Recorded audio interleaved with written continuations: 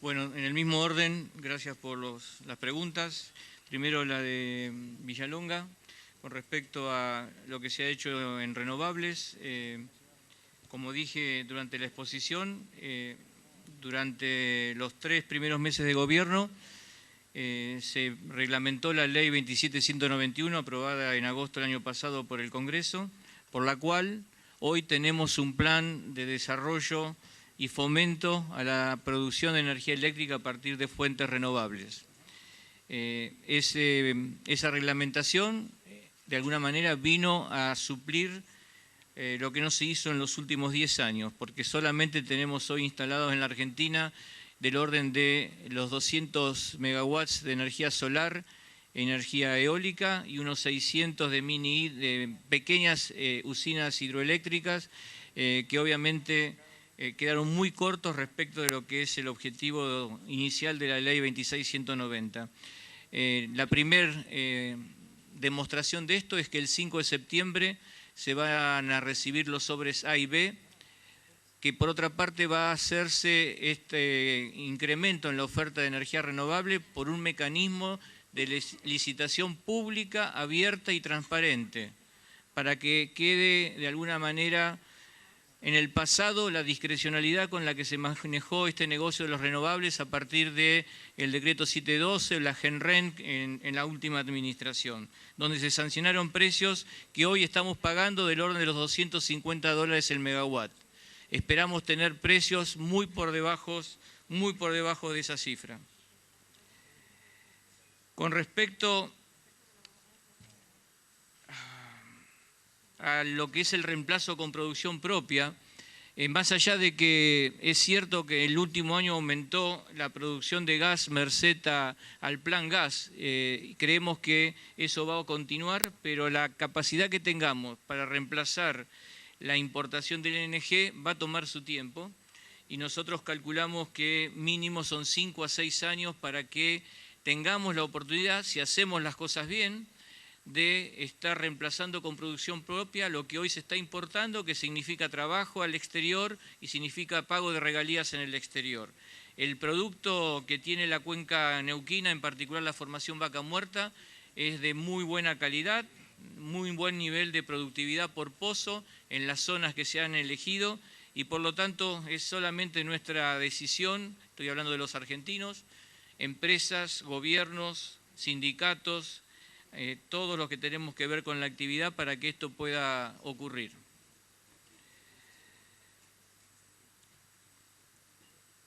Con respecto a las preguntas que hizo el Axel Kicillof, si el gobierno va a escuchar.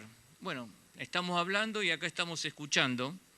Creo que ha dado demostración este gobierno en los 8 meses que lleva, que sabe escuchar. ¿Me permitís una chicana? No, no la digo entonces, pero la pueden pensar. Un solo comentario con respecto al precio que se da a las empresas. Con respecto al precio que se da a las empresas, no es la chicana esta es otra. Darle un precio a las empresas, yo les pido que busquen en YouTube una presentación que se hizo el 21 de octubre, o 20 de octubre del año pasado, 5 días antes de la primera vuelta, en la cual en el Alvear, la OFEPI, con todos los funcionarios del gobierno nacional y con el candidato Scioli, firmaron un acuerdo por el cual el precio del gas base iba a subir a $5 el barril. No el gas marginal, el base, de 2,3 a $5 el barril.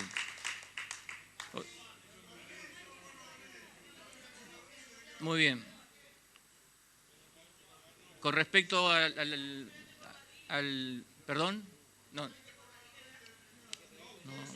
millón de BTU. Bueno, discúlpeme, diputada, me confundí, $5 por millón de BTU. Mi disculpa. Con respecto a las preguntas del doctor Solá, en realidad, hoy por hoy, del total de tarifa social, el 60-70% de la tarifa social, tanto eléctrica como de gas, fue otorgado en forma directa a partir del cruce de bases de datos que tenemos en Jefatura de Gabinete. Ocurre que, como en muchos lugares de la Argentina, las estadísticas no son muy buenas, las bases de datos hay que depurarlas y la información que se obtuvo, que no tienen que ir a las empresas, pueden ir al ENRE, al Enargas o al Ministerio para poder lograr la incorporación con la tarifa social. Pero sí, usted tiene razón de que una vez definida tendría que hacerse un mecanismo bastante rápido para que aquellos que no pueden acceder a una computadora o un servicio telefónico o ir a un lugar de servicio pueda estar recibiendo la tarifa como corresponde.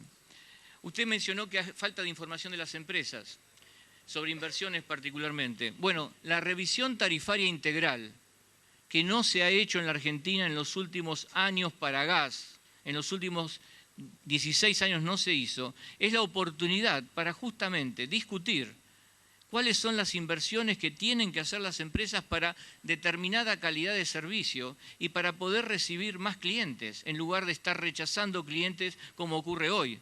Hoy hay gasoductos hechos en algunos lugares del país como en Bariloche y hoy la empresa distribuidora no puede dar mayor servicio porque no tiene cómo hacer frente al mismo. O sea, la revisión tarifaria integral es el momento para poder conocer esos planes de inversión y discutirlos y rechazarlos si no son suficientes porque la tarifa no va a remunerar el mismo.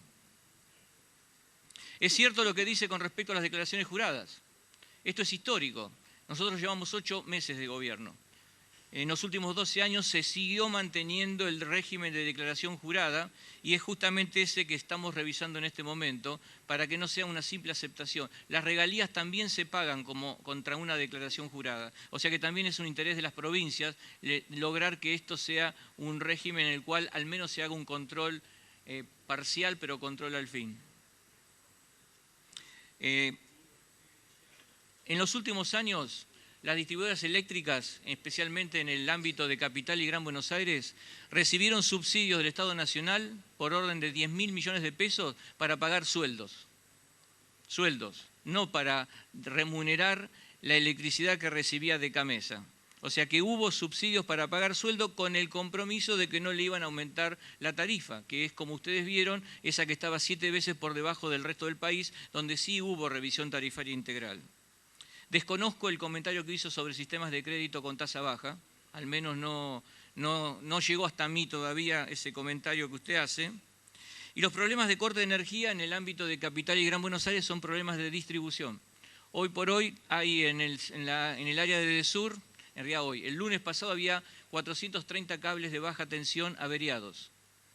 Y nosotros tenemos que resolver este tema, porque si llegamos a esta situación al verano, vamos a tener un problema. Por lo tanto, hoy hay una fuerza de trabajo que se discutió con el sindicato y con la empresa para lograr resolver este problema que tenemos de bajo nivel de mantenimiento, porque no se hicieron las inversiones en los últimos años necesarias para sostener un crecimiento habitacional en la zona principal de Flores, Florista, donde antes teníamos 40 viviendas en una manzana, se construyeron 3 edificios y ahora hay 160 viviendas. Y eso no se hizo o no se planificó desde el punto de vista del abastecimiento eléctrico. Y ustedes saben también que especialmente en Capital Federal, el 60% de los nuevos edificios se hizo sin red de gas, porque era tan barato la tarifa eléctrica que estaba totalmente subsidiada que directamente se ahorraban en líneas o en cañerías de gas para poder tener todos los consumos eléctricos. Y así es que tampoco nos alcanza la generación hoy.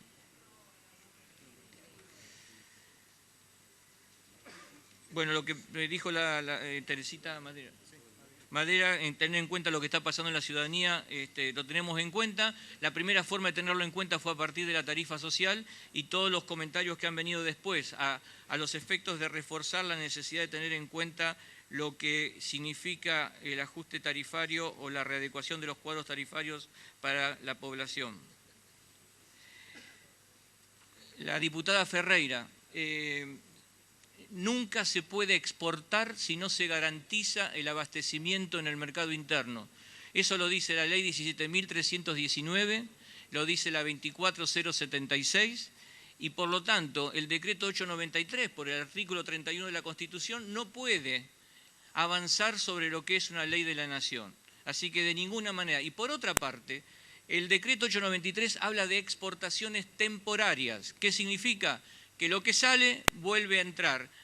Y lo que hizo YPF en el caso de Metanex, cuando exportó, fue en una época en el año que no había demanda de gas porque era verano, importó el LNG para entregar ese gas a Metanex para que luego le devuelva el metanol. Por lo tanto, usted puede o no puede creer en mi palabra, le digo hoy, y quedará en la versión taquigráfica, nunca se va a exportar si previamente no está abastecido el mercado interno, pero en el caso del 893 es una exportación temporaria.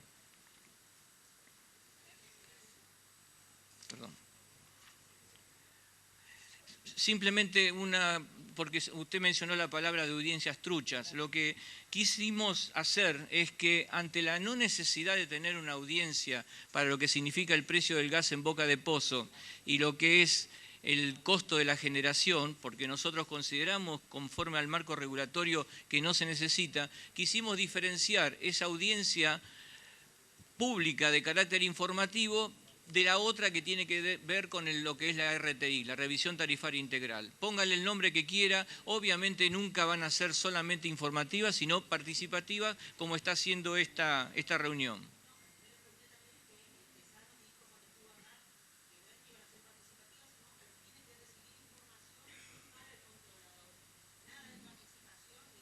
Bueno, entregar la información y recibirla es una participación.